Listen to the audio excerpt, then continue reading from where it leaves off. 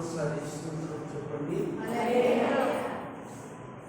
రెండు చేతులు పైకి చెప్పగలరా? మరొకసారి చెప్పగలరా? దేవుని యొక్క సన్నిధిలో మనము ఈరోజు దేవుని వాక్యాన్ని ధ్యానం చేద్దాం. మనము నేరుగా దేవుని వాక్యంలోకి వెళ్ళిపోదాం. మీరు రాసుకునేవాళ్ళు, అలాగే బైబిల్ చూసేవాళ్ళు, బైబిల్ చదివేవాళ్ళు, అలాగే బైబిల్ చదువుకుని రానివాళ్ళు వినాలి. మరి ఈరోజు దేవుని వాక్యం దేవుడు మనతో మాట్లాడినట్టుగా మనం చదువుకుంటాం. ఈరోజు నేను మందిరం గురించి మాట్లాడాలనుకుంటున్నాను.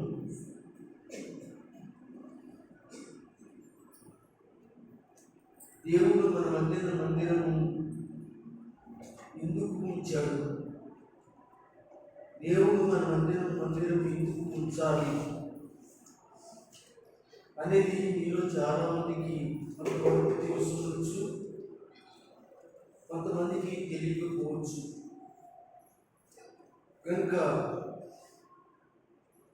ఈ రోజున తెలిసిన వాళ్ళు, తెలియని వాళ్ళు కూడా తెలుసుకున్నాం. దేవుడు మన మధ్యన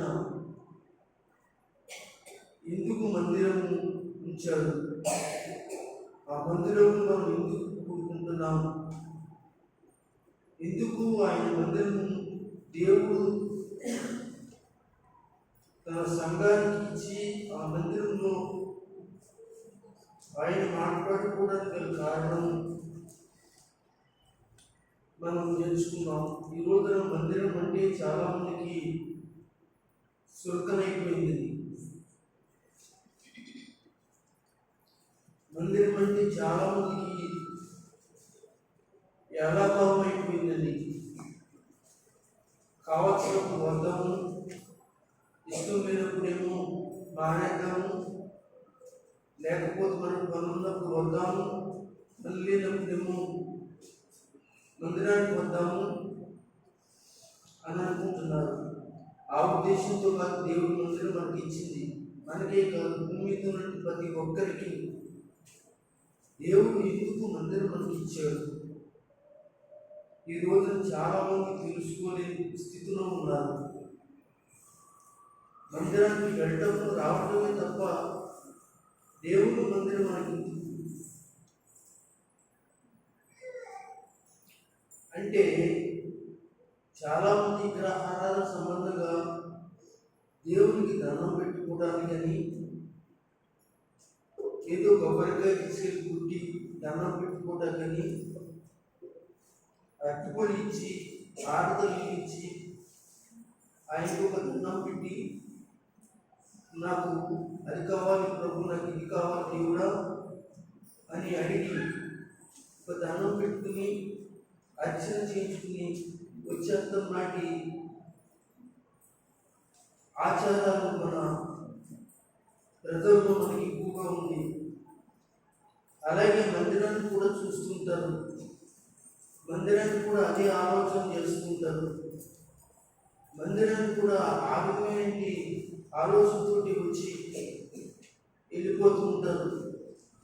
అసలు దేవుడు మందిరం మనకి ఎందుకు ఇచ్చాడు? అసలు దేవుడు మనకు మందిరం ఎందుకు ఇవ్వాలి? అలా మరి ఇవ్వటం వల్ల మనకేం ప్రయోజనం?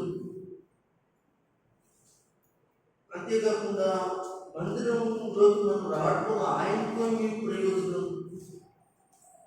ఇలాంటి విషయాలు సంఘము వెనకబడిపోయింది. నేర్చుకోవడానికి, తెలుసుకోవడానికి వెనకబడిపోయింది సంఘం ఈ రోజున. ఎందుకంటే బైబిల్ చదివేవారు చాలా తక్కువ. పాస్టర్గా చెప్పిన వాక్యం తీసి ఆ సమయంలో విని దాని ఎందుకు వాక్యం ఏమిటో గ్రహించలేని మనుషులు ఎక్కువ కదా.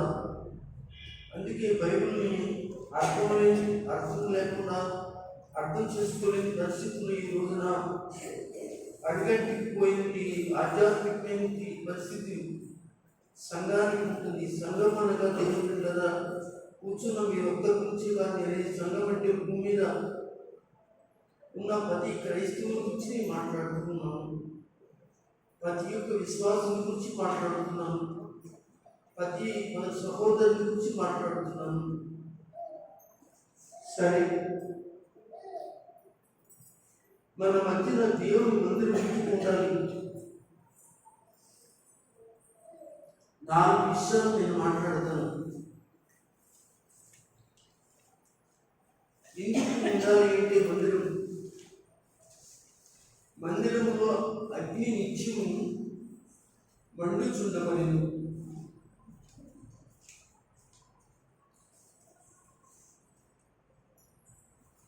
మీకు అర్థమవుతుందండి? మందిరములో అగ్ని నిత్యము మండుచుండవలెను. 2,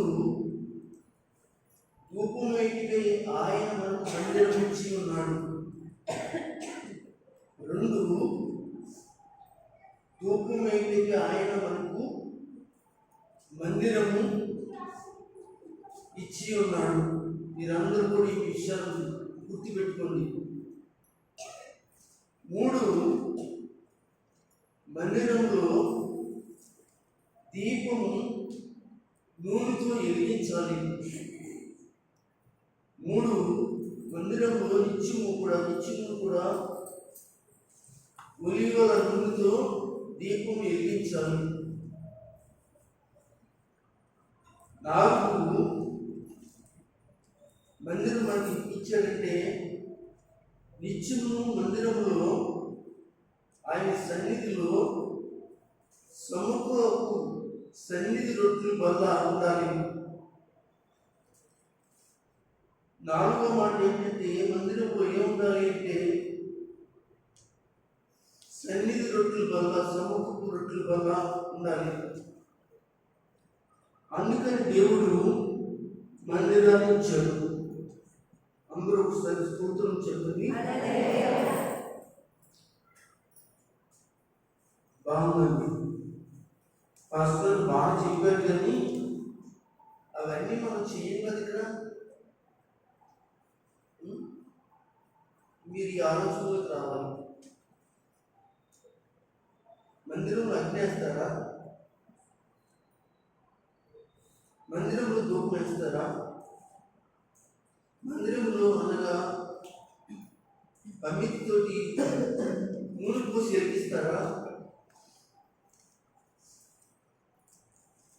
రొట్టెలు చేసి రొట్టెల వల్ల పెట్టి మందిరంలో పెడతారా? ఇదంతా ఎప్పుడు కూడా ఏ మందిరంలో చూడలేదండి పాస్టర్ గారు. అందరూ ఒకసారి స్తోత్రం చెప్పండి. ఈరోజు మనం నేర్చుకోబోతున్న ఈ పాఠం, ఈ వాక్యం దేవుని మందిరం కలిగిన ప్రతి ఒక్కరూ, దేవుని మందిరంతో సహవాసం చేస్తున్న ప్రతి ఒక్కరూ ఈ 4 పనులు చేయాలంటే దైవ సేవకుడు ఏం చేయాలి? ఆ 4 ఏర్పాటు చేయాలి అని మీరు అంటారు. ఇవి పాత నిబంధనలు ఉన్నాయి కదండి. ఇవి పాత నిబంధనకు సంబంధించినవి కదండి. నిర్గమకాండంలో ఉంటుందండి, లేవికాండంలో ఉంటుందండి, సంఖ్యాకాండంలో ఉంటుందండి, ద్వితోపదేశకాండంలో ఉంటాయండి. ఇవన్నీ ఇప్పుడు సాధ్యపడతాయంటారా? దేవునికి స్తోత్రం చెప్తాం. సాధ్యపడతాయంటారా? చెప్పండి.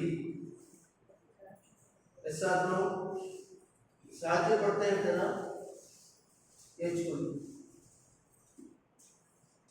మీకు సాధ్యపడవని మీకు అనిపిస్తుంది. నేను అంటాను సాధ్యపడుతుంది. అది ఎలాగో చెప్తాను. దేవునికి స్తోత్రం. మొట్టమొదటిగా మనము మందిరం మన మధ్యన ఉండాలని దేవుడు కోరుకుంటున్నాడు కదా. అలాగే మన మధ్యనే కాదు, ఆనాడు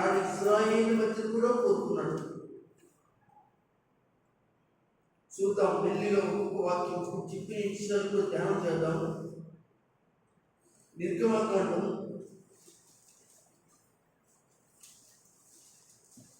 25వ అధ్యాయం. జాగ్రత్తగా రాసుకునేవాడు, వినేవాడు బైబిల్ చదవండి. మానస బైబిల్ తెలుసుగా కిశివ నిర్గమకాండం. ఎందుకు చెప్తున్నానంటే పిల్లలకి ఇప్పటి నుంచి పిల్లలకి బైబిల్ అలవాటు చేయాలి, చదవడం అలవాటు చేయాలి, చదువుకోవడం అలవాటు చేయాలి. అప్పుడే దేవుడు ఎవరో మనకు అర్థమవుతుంది, మన పిల్లలకు అర్థమవుతుంది. 25వ అధ్యాయం తీసుకోండి. ఎందుకు కంగారేం లేదు. 25వ అధ్యాయం తెలిసిన మీరు ఒకళ్ళు 8వ వచనాన్ని చదవండి. నేను వారిలో నివసించినట్లు, కొంచెం గట్టిగా చదువుతున్నా. నేను వారిలో నివసించినట్లు వారు నాకు పరిశుద్ధ స్థలమును నిర్మింపవలెను. వారు నా కొరకు పరిశుద్ధ స్థలమును నిర్మింపవలెను. చాలు. దేవుడు మాట్లాడుతున్నటువంటి మాట మోషేతో మాట్లాడుతున్నాడు. ఇశ్రాయేలుకి వెళ్ళు, ఇశ్రాయేలుతో మాట్లాడు, నేను వారి మధ్యలో నివసించినట్లు ఒక పరిశుద్ధ స్థలాన్ని వారి మధ్య చేయమన్నాడు, నిర్మించమంటున్నాడు. దేవునికి మహిమ కలుగును గాక. ఇక్కడ కొంచెం మనం ఆలోచన చేసి ముందుకు వెళ్దాం. ఎవరు నిద్రపోకండి, జాగ్రత్తగా వినండి.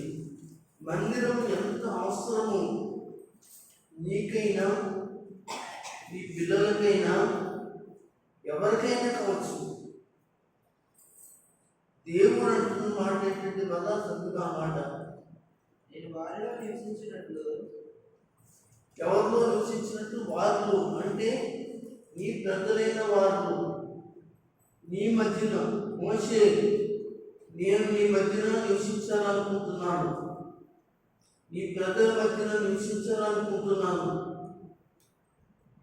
కనుక వారితో మాట్లాడు, ఒక మందిరాన్ని కట్టమని చెప్పాడు.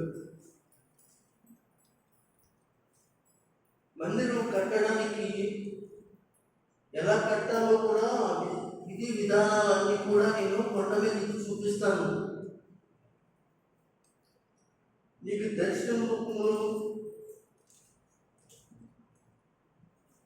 ఒక మందిరాన్ని కట్టడం ఎలా కట్టాలో, ఏం చేయాలో, దాంట్లో కార్యక్రమాలు ఏం చేయాలో అన్నీ నేను చూపిస్తాను అని సీనాయి పర్వతం మీదకి మోషేని తీసుకుని వెళ్ళి ఆయన 10 ఆజ్ఞలను ఇంకా అనేక ఇతరితర ఆజ్ఞలు, ఎన్నో ఆజ్ఞలు ఇచ్చి ప్రతిష్ఠ గుడారం అనబడినది ఓ గుడారాన్ని నిర్మించాలి.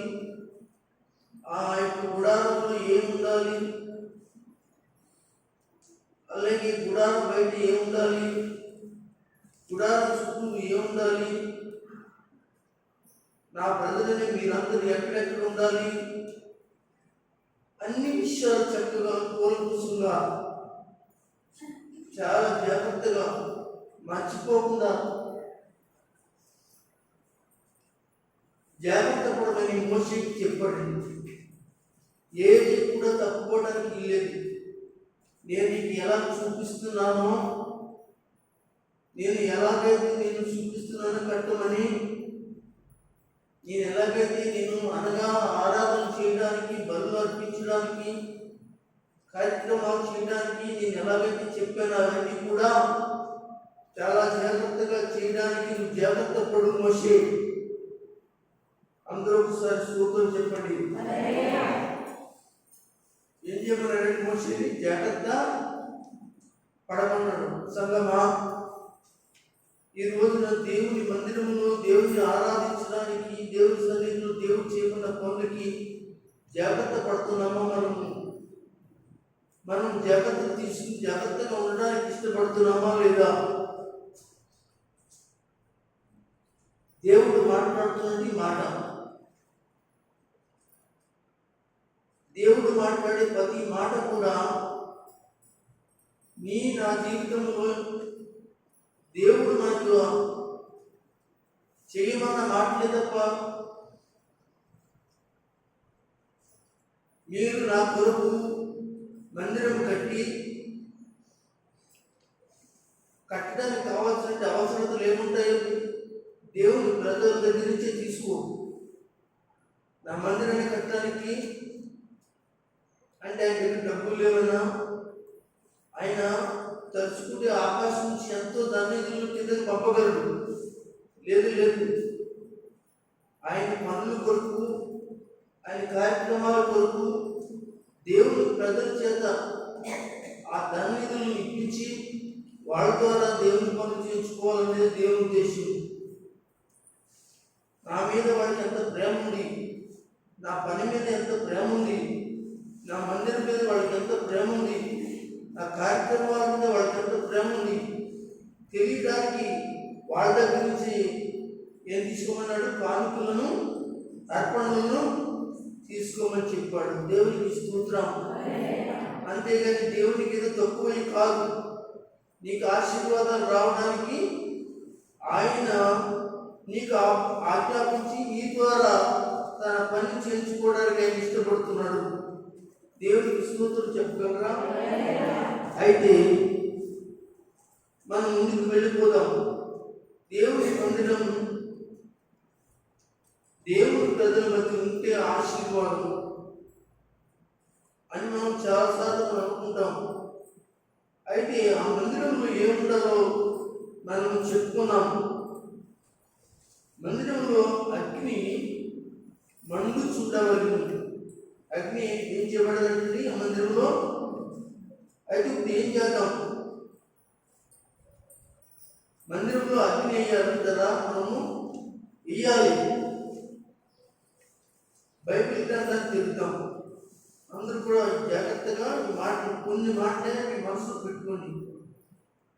అగ్ని వేయాలి.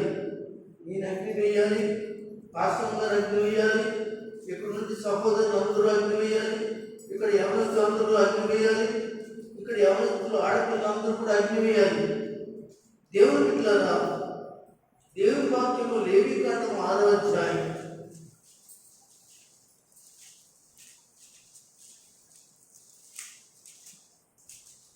జాగ్రత్తగా చూసుకోండి. 6వ అధ్యాయం 13వ వచనాన్ని చదవగలరా? బలిపీఠం మీద అగ్ని నిత్యము మండుచుండవలెను. అందరూ స్తోత్రం చెప్పండి. అది ఆగిపోకూడదు.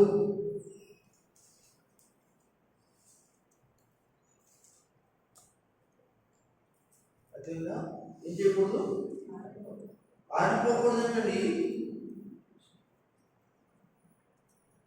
దేవుని మందిరం మనకి ఇచ్చాడు అంటే నిత్యము అగ్ని వేయడానికంట. ఎంతకాలం ఒకసారి ఆలోచించండి. దేవుని మందిరం మనకి ఇచ్చాడు, మీరంతా చెప్పండి. అగ్ని ఎక్కడ వేయాలి? బలిపీఠం మీద అగ్ని వేయాలట. సరే, నేను బాగా లోతుకెళ్ళి నేను ఈ ఒక్క మాటగా ఉండిపోతాను కాబట్టి మీరు అర్థం చేసుకోండి. పైపైన చెప్పుకుంటూ నేను వెళ్తాను అంటే అర్థమైనట్టుగానే చెప్తాను కనుక అర్థం చేసుకోండి. ఇక్కడ బలిపీఠం మీద అగ్ని వేయటం అంటే ఆరాధన చేయటం. దేవుని స్తోత్రం చెప్పండి. ఏం చేయాలి? ఆరాధన.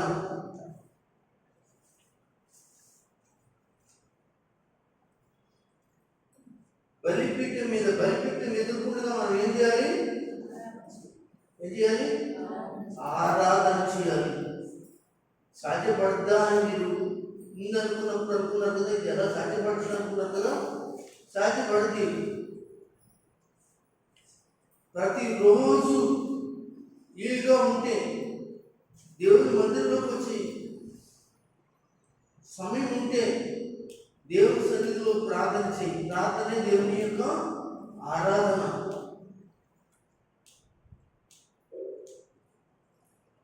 లేదు నాకు ఈయన పట్టలేదంటే 10 రోజులు ఇంటి దగ్గర ఎప్పుడు మానకుండా నిత్యము కూడా ప్రార్థన చేయి. ఆరాధన. అగ్ని వేస్తున్నావా? ఆరాధన. అగ్ని వేస్తున్నావా? ప్రార్థన చేస్తున్నావా? దేవుని ఎదుట, దేవుని బలిపీఠం ఎదుట దయచేసి మీరు తర్వాత ఇంటికి వెళ్ళిన తర్వాత 18వ వస్తువు నుంచి 11వ వస్తువు వరకు తర్వాత చదువుకోండి, ఇప్పుడు కాదు. ఎందుకంటే సమయం లేదు కానీ వివరించడానికి. మనం దేవుని మందిరంలో ఏం చేయాలి ఒకసారి చెప్పండి. మీరు అందరూ గట్టిగా చెప్పండి. అగ్ని వేయాలి. అగ్ని అంటే ఆరాధన చేయాలి. ఆరాధన ఉందా? నీ బిడ్డలో ఆరాధన ఉందా? నీ కుమార్తెలో ఆరాధన ఉందా? నీ మనలో ఆరాధన ఉందా? నీ యొక్క భర్తలో ఆరాధన ఉందా? నీ భార్యలో ఆరాధన ఉందా? నువ్వు దేవుని సన్నిధిలో, దేవుని యొక్క బలిపీఠం మీద నీవు అగ్ని వేస్తున్నావా లేదా?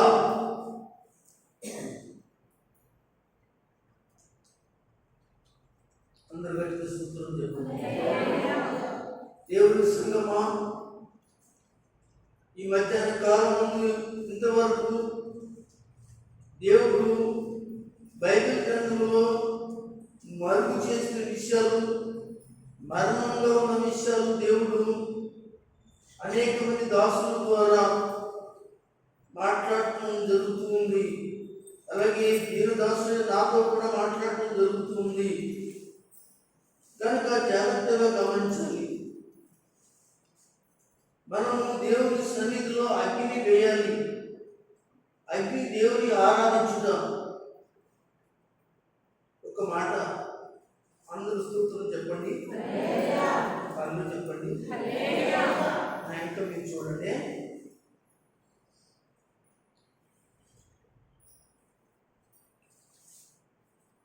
ఆదాముకి 2 పిల్లలు పుట్టారు కదండి. ఒకటి పేరు ఆదాము ఎవరి పేరు? ఇద్దరు పేరు కయీను, ఏబేలు. వీళ్ళిద్దరూ ఆరాధన చేయడానికి వెళ్ళారు. అక్కడ బలిపీఠం కట్టి అక్కడ అగ్ని వేసి గొర్రె పిల్లని ఏం చేశారు? అర్పించి దేవునికి స్తోత్రం. అంటే బలిపీఠం మీద అగ్ని మండుతుంది అంటే దేవుని బిడ్డ నువ్వే ఒక బలిపీఠంగా మండిపోవాలి. నువ్వే ఒక బలిపీఠంగా మారిపోవాలి. నీవే ఒక బలిపీఠంగా తీర్చిదిద్దుకోవాలి. నువ్వు దేవుని సన్నిధిలో ఆరాధికుడుగా దేవుని సన్నిధిలో దేవుడు కోరుతున్న నిత్యమును కూడా ఆరాధన చేయాలి. దేవునికి మహిమ కలుగును గాక. ఇంకా కొంచెం ముందుకు వెళ్ళిపోదాం, చాలా టైం అంత అయిపోతుంది. దినవృత్తాంతాల గ్రంథం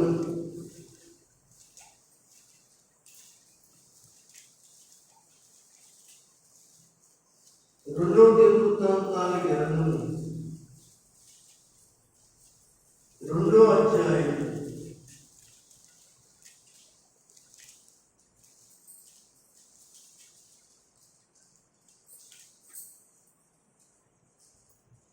2వ దినవృత్తాంతాల గ్రంథం 2వ అధ్యాయం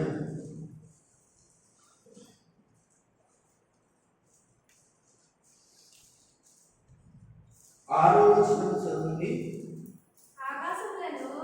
ఆకాశములను మహాకాశములను ఆయనను పట్టజాలవు. ఆయన మందిరం కట్టించుటకు చాలినవాడు ఎవడు? ఆయన సన్నిధిని ఆయనకు మందిరమును కట్టించుటకైనను నేను ఏమాత్రపు వాడను. ధూపు మేలుకు నేను ఆయనకు మందిరం కట్టించదలచి ఉన్నాను. దేవునికి స్తోత్రం. చూసారా?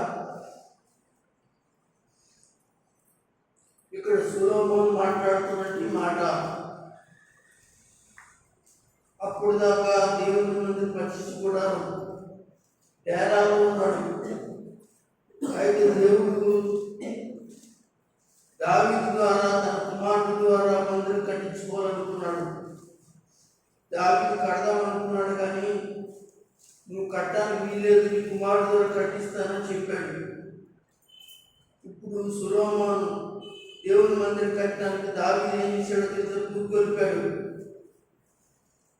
దావీదు పురుగొల్పి ఎండి, బంగారు, కర్రలు, ఇత్తడి, రాగి, ఇనుము, అన్ని రకాలుగా వజ్రాలు, బంగారం అంతటి సిద్ధపరిచాడు.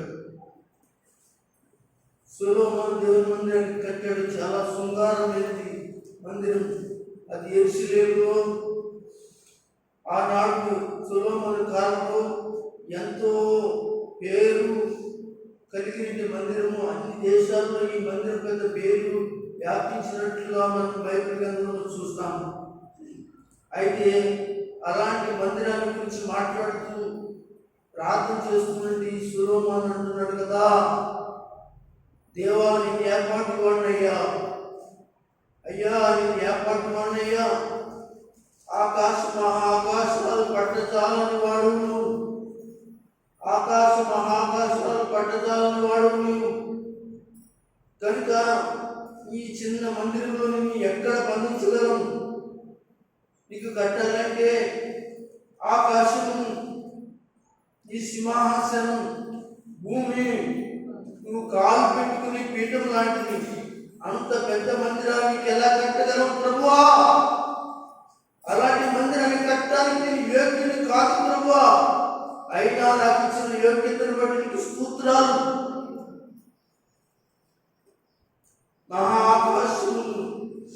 ఆకాశము పట్టదారి వాడు కదా. అయితే మందిరం ఎందుకు కడుతున్నారంటే ఈ సన్నిధిలో ధూపం వేయటానికి. దేవునికి స్తోత్రం.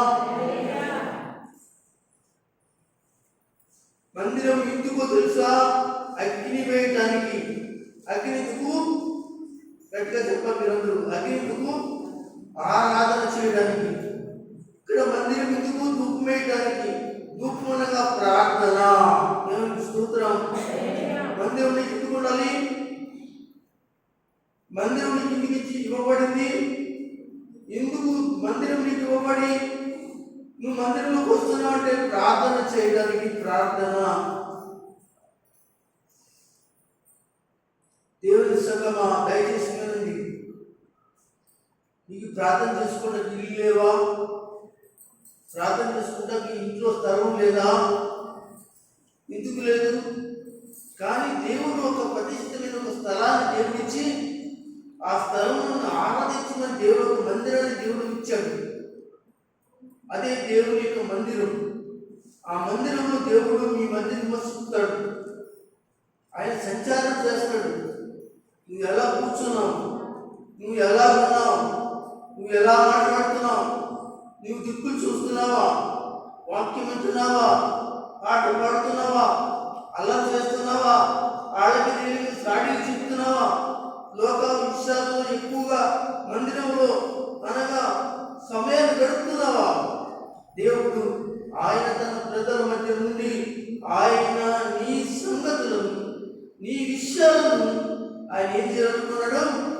పరిశీలనగా ఆయన చూడాలనుకుని ఆయన నీకు మందిరాన్ని ఇచ్చాడు. ఆ మందిరం నీకు నాకు జాగ్రత్త. ఎందుకో తెలుసంటే నువ్వు ధూపం వేయడానికి వచ్చావు అంటే ధూపమే. ప్రార్థన చేయి. నీ దేశం కొరకు ప్రార్థన చేయి. నీ సంఘం కొరకు ప్రార్థన చేయి. నీ బిడ్డ కొరకు ప్రార్థన చేయి. నీ భర్త కొరకు ప్రార్థన చేయి. నీ భార్య కొరకు ప్రార్థన చేయి. నీ మనవ కొరకు ప్రార్థన చేయి. ఈ సేవకు కొరకు ప్రార్థన చేయి. ఇరుగు కొరకు ప్రార్థన చేయి. ఇల్లుగా ఉంటే దేశంలో ఎన్నో అల్లకల్లమైన పరిస్థితులు జరుగుతున్నాయి. కనుక ధూపమై ప్రార్థన చేయి. దానికి ఇచ్చాడు ఆయన. దేవునికి స్తోత్రం చెప్పండి. అంతేగాని దేవుని మందిరం మనం ముచ్చట్లు పెట్టుకోవడానికి కాదు, వాళ్ళ గురించి వీళ్ళ గురించి మాట్లాడుకోవడానికి కాదు, ఎవరి గురించో మనం చెప్పుకోవడానికి కాదు. దేవుని మందిరంలో ధూపమని ప్రార్థన చేయడానికి మనము సిద్ధపడాలి. గట్టిగా అందరూ స్తుతించగలరా? హల్లెలూయా చెప్పగలరా? దేవుని బిడ్డ, ఆ ధూపం నీ దగ్గర ఉందా? ఆ ప్రార్థన శక్తి నీకుందా? ఈ పాటిగా ప్రార్థన శక్తి ఉంటే నీ భర్త మారు, నీ భార్య మారు, నీ బిడ్డలు మారు, నీ కుటుంబం మారు. నీకు ఉపవాస ప్రార్థన ఉందా? కన్నీటి ప్రార్థన ఉందా? పశ్చాత్తాప ప్రార్థన ఉందా? యేసు రక్తంలో కడిగిన ప్రార్థన నీకుందా? పరిశుద్ధమైన ప్రార్థన నీకుందా? దేవుడు మీతో మాట్లాడుతుంటే నీకు ప్రార్థన ఉందా ఉందా ఉందా అని అడుగుతుంటే నీకు ప్రార్థన ఉందా? ప్రార్థన ఉన్న సమయాల్లో ఆ పని అంటావు, ఈ పని అంటావు, నాకు సమయం లేదంటావు, అదంటావు. శనివారం ప్రార్థన, మంగళవారం ప్రార్థన, ఆయా కూటాల్లో ప్రార్థన. నువ్వు ఎందుకు నీకు మందిరం దేవుడు ఎందుకు ఇచ్చాడు అంటే ఇదిగో ఆ మందిరంలో ప్రార్థన చేయడానికి ఇచ్చాడు. గడుపుతున్నావా ప్రార్థనలో? ధూపం వేస్తున్నావా? ఎక్కడెక్కడో సమయం గడుపుతున్నావు, ఎక్కడెక్కడో ఎవరెవరికి ఏదో చేస్తున్నావు.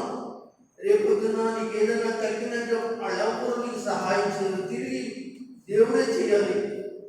దేవుడే సహాయం చేయాలి తప్ప ఇంకా ఆ మనుషులు మీద ఆధారపడుతున్నావేమో, పని మీద ఆధారపడుతున్నావేమో, లేకపోతే ఎవరెవరి మీద ఆధారపడుతున్నావేమో, లేకపోతే నీ భర్త మీద ఆధారపడుతున్నావేమో, నీ భార్య మీద ఆధారపడుతున్నావేమో, లేకపోతే నీ కుటుంబంలో నీ బంధువులు ఎవరి మీద ఆటంకాలు అడ్డులు పెట్టుకుని ఆధారపడుతున్నామో. దయచేసి దేవుని వాక్యం మాట్లాడుతున్న మాట ఏంటో తెలుసంటే నువ్వు ధూపం వేస్తున్నావా?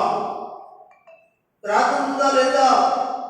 దేవుడు మాట్లాడుతున్న మాట విషయంలో నువ్వు ఈ యొక్క మధ్యాహ్న కాలంలో ఆయన మాటకి నువ్వు అంగీకరిస్తావా లేదా? దేవుడు మాట్లాడుతున్నటువంటి మాట అందరూ గట్టిగా స్తోత్రం చెప్పగలరా? హల్లెలూయా. ఈ భర్త భార్య, భార్య భర్త, బిడ్డలు తల్లిదండ్రులు ఇలాగా ఎక్కడున్నారు, ఎక్కడేస్తున్నారు? దేవుడు ఒక రోజు చీకటి చేసిన తర్వాత నువ్వు ఎంత ఏడ్చినా, ఏమండి భర్త అయితే పనికి వెళ్ళాడు, ఆ సమయంలో రాలేకపోయాడు, భార్యగా వచ్చి ప్రార్థన చేయాలి కదా. భార్య ఏదో వెళ్ళింది, ఎక్కడికో వెళ్ళింది, సరే ఆవిడ వద్దలే, నేను భర్తగా నేను వెళ్ళి ఖాళీగా ఉన్నాను కదా, దేవుని మందిరంలో ప్రార్థన చేద్దాం, దేవుని సేవకులతో సహవాసంతో ప్రార్థన చేద్దామని నీకు ఉండాలా లేదా? భర్తకి ఉండాలి, భార్యకి ఉండాలి. సరే వాళ్ళిద్దరు లేరనుకో, పిల్లలు రావాలి కదా. పిల్లలకి నేను చెప్తున్నాను కనుక దేవుని మందిరంలో తగిన కారణం వాళ్ళకి ప్రార్థన నేర్పించండి. లోక అలవాటు నుంచి వాళ్ళు మంచి జీవితాలు జీవిస్తారు. ప్రార్థన పంపించండి అమ్మా, ప్రార్థన నడిపించండి అమ్మా, వాక్యం వాళ్ళకి చదివించండి అమ్మా, ఇంటికాడ ప్రార్థన చేయించండి అమ్మా, ధూపం వాళ్ళతో కూడా దేవుని ఎదుట చేయించండి అమ్మా అని మేము మరీ చెప్పుకున్నాం. తర్వాత దేవుని బిడ్డలారా ఆలోచించండి. చెడిపోయిన తర్వాత, పాడైపోయిన తర్వాత, లోకంలోకి వెళ్ళిపోయిన తర్వాత, లోకంలో జీవించిన తర్వాత, అయ్యగారు మా అబ్బాయి తాగుతున్నాడండి, మా అబ్బాయి చెడు వ్యసనాల్లో ఉన్నాడండి, మా అబ్బాయి ఇంట్లేదండి, ఇంటికింటాడు. నువ్వు ఇనే టైంలో వాటిని ఎక్కడికి నడిపించాలండి? ధూపం దగ్గరికి నడిపించాలి, అనగా ప్రార్థన దగ్గరికి నడిపించాలి, వాడికి ప్రార్థన అలవాటు నేర్పించాలి. నువ్వు ఏం చేస్తున్నావు సహోదరి? దయచేసి నీ బిడ్డల పట్ల ఆసక్తి నీకుందా? ఎప్పుడు చూసిన పని కానీ బిడ్డలు ప్రార్థన చేస్తున్నారా లేదా? వాక్యం చదువుతున్నారా లేదా? వాళ్ళు అనగా మనతో మందిరానికి వస్తున్నారా లేదా? మనం ఇంటికాడ ఉండి పెట్టేస్తున్నామా? ఇవి ఇన్ని విషయాలు మనం ఆలోచించవద్దు వద్దా? మన బిడ్డల విషయంలో బిడ్డల కొరకు బాధ కలిగినప్పుడు బాధపడటం కాదన్నా, ఆ బాధ రాకముందే బిడ్డలు ఏం చేయాలి? సరి చేసుకోవాలి. మనదే బాధ్యత. రానన్నా కానీ వాళ్ళని బలవంతంగా తీసుకొచ్చి కూర్చోబెట్టాలి. ఒకరోజు కూర్చోబెట్టు, రానన్నా రెండో రోజు కూర్చోబెట్టు, మూడు ఇలా రాగా దేవుని వాక్యంతో మాట్లాడి అతను మార్చబడిన వాడిగా, మీ ఎదుట మంచి యోగ్యుడిగా, ప్రార్థనాపరుడుగా, దేవుని ఎదుట ధూపం వేయగలిగి శక్తివంతుడుగా అనేక మంది కొరకు ప్రార్థన చేసి ధూప శక్తి అతనిలో దేవుడు ఇస్తాడు. అందరూ స్తోత్రం చెప్పండి, అలా చెప్పండి. కనుక దేవుని మందిరం ఎందుకు కావాలి? ధూపం వేయడానికి కావాలి. చాలా క్లుప్తంగా చెప్పుతూ వెళ్ళిపోతున్నాను. ఇంకా చాలా వాక్యాలు ఉన్నాయి, నేను చూపించను. మూడో మాటకి వెళ్ళిపోదాం. నిర్గమాకాండం 32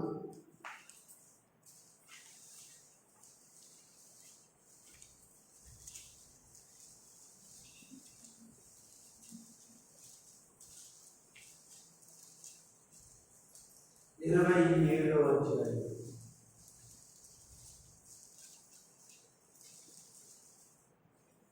అందరూ కూడా చూడండి.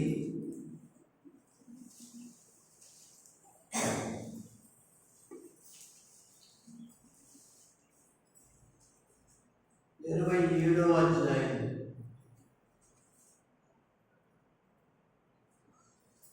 నిర్గమాకాండము 27వ అధ్యాయం 20 వచ్చి చదవండి. మరియు దీపము నిత్యము అమ్మా వెలుగుచున్నట్లు మరియు దీపము నిత్యము వెలుగుచున్నట్లు ప్రదీపమునకు దంచి తీసిన ప్రమిదములకు దంచి తీసిన అచ్చ ఒలీవల నూనె తేవాలని ఇశ్రాయేలుకు ఆజ్ఞాపించుము. దేవునికి స్తోత్రం.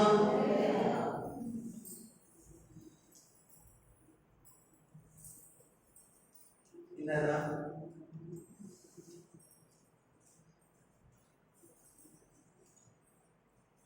మందిరం మనకెందుకు?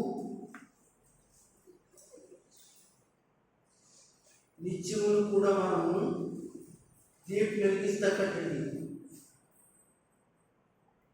నిత్యము దీపం వెలిగించాలి. అదే చెప్తున్నాడు ఇక్కడ. మరియు దీపము నిత్యము వెలుగుచున్నట్లు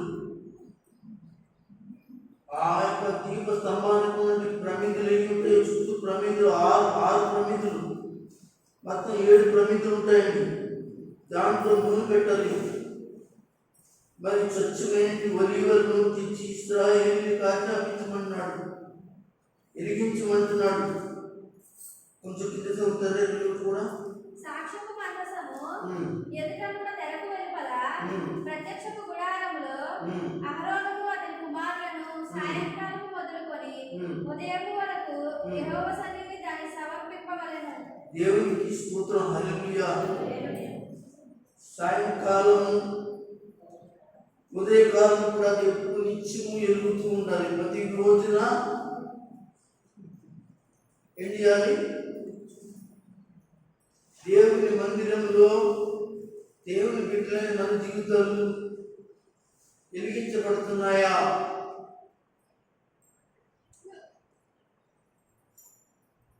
నిత్యము దేవుని మందిరం ఎదుగుతుండాలో తెలుసంటే మనం దేవుని మందిరంలో వెలిగించబడాలి. ఆరిపోకూడదు కదా. ఒక పాట కదండి. ఆ పాటలో ఏముందో తెలుసంటే ప్రభు యేసుని పూజించడం అనే పాటలో ఆ పాట పాడడం ఒక శరణం ఉంటుంది. ఆరిపోయిన డ్యూటీలు ఎలగాలి అనేటిది అన్నమాట. పాట పాడదాం. ప్రభు యేసుని పూజించడం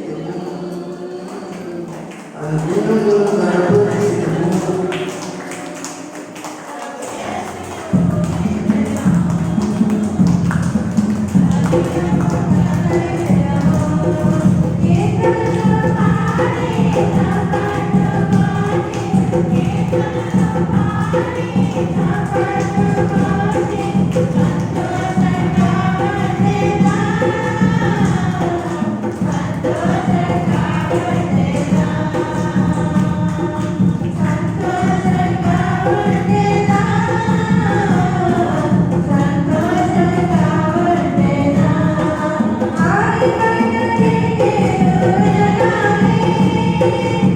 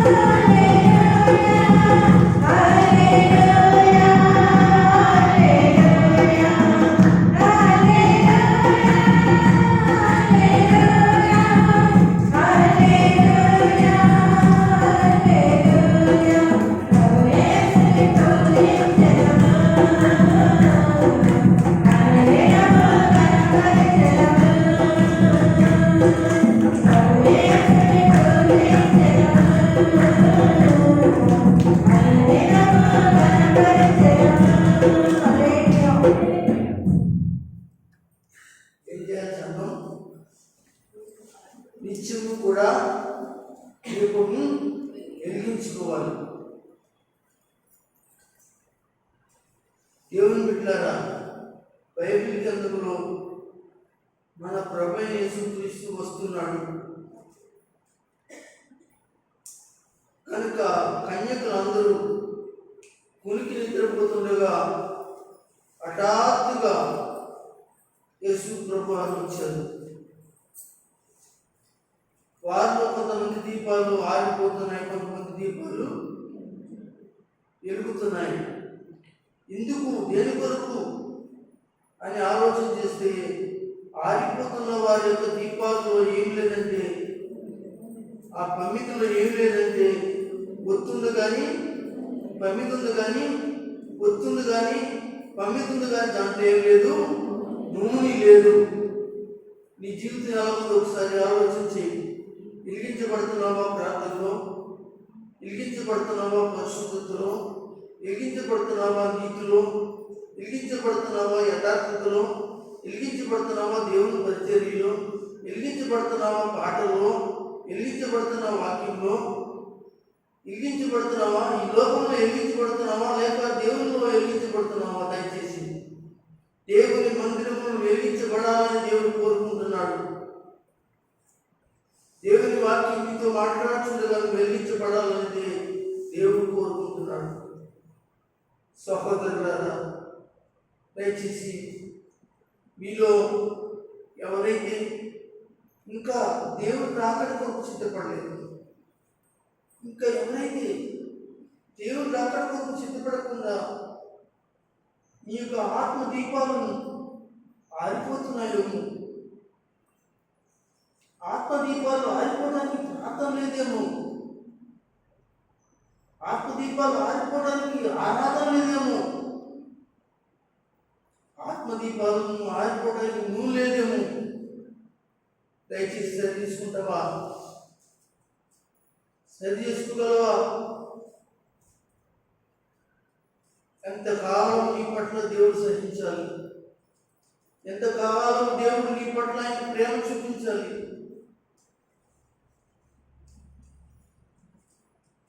దయచేసి నీ డ్యూటీని, నీ దీపస్తంభాన్ని ఒక్కసారి పరిశీలన చేసుకో సోదరులారా. వెలుగుతున్న దీపస్తంభమా, వెలుగుతున్న దీపస్తంభమా,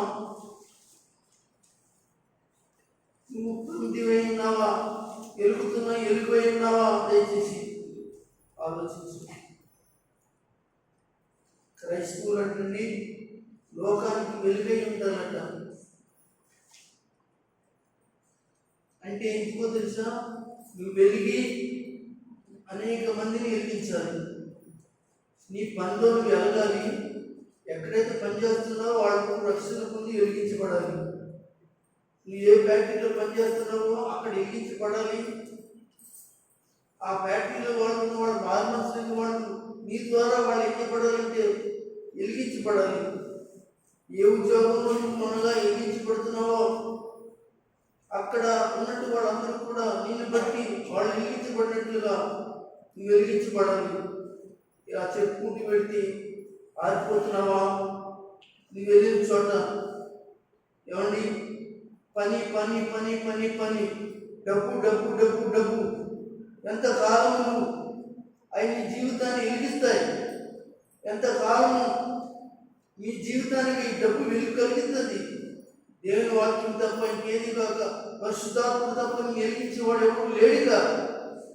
కనుక దయచేసి చెప్పండి మీ బిడ్డలకి, చెప్పండి మీ కుమార్తెలకి, చెప్పండి మీ అల్లుడికి, చెప్పండి మీ కూతుళ్ళకి, చెప్పండి మీ కొడుకులకి, చెప్పండి మీ కోడళ్ళకి, చెప్పండి మీ ఇంట్లో నుండి మగవాళ్ళకి ఆడవాళ్ళకి, చెప్పండి మీ ఇరుగు పొరుగు వారికి చెప్పండి. ఎంతకాలము ఆరిపోయిన జీవితాలతో ప్రార్థనకు వస్తారు, ఆరిపోయిన జీవితాలతో మందిరంలో ప్రవేశిస్తారు. దయచేసి వద్దు. ఇక్కడైనా ఇప్పుడైనా రండి.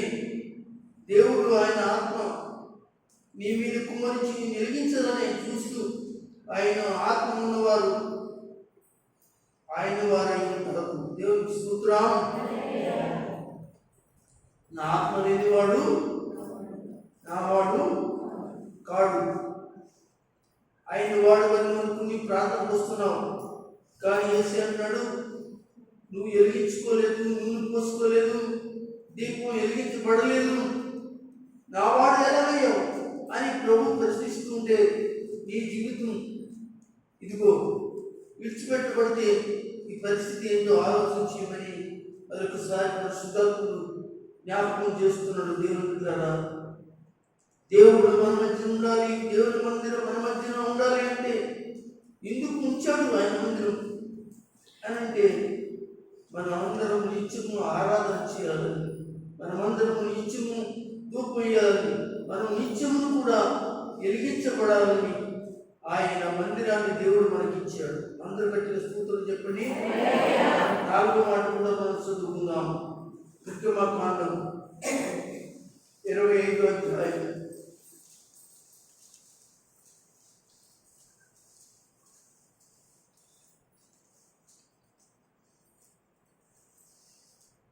25వ అధ్యాయం 30వ వచనం చదువుతారా?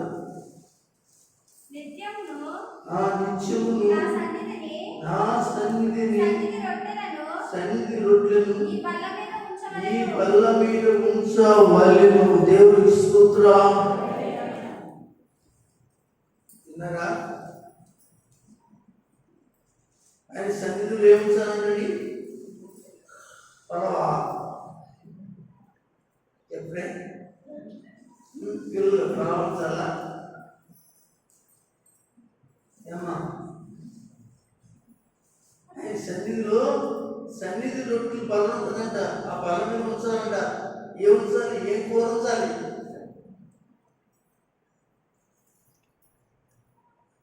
మాట్లాడరే? ఇక్కడ ఈ వాక్యం అనగా సన్నిధి రొట్టెలు బలం అంటే దేవుని వాక్యం. దేవునికి స్తోత్రం. హల్లెలూయా. సన్నిధి రొట్టెల వల్ల రొట్టె దేవుని వాక్యం. దేవునికి స్తోత్రం కదా. ఒక మాట చూద్దాం. మత్తయి సువార్త 4వ అధ్యాయం. యేసు ప్రభువు సాతానికి జరిగిన డిస్కషన్ చూడండి.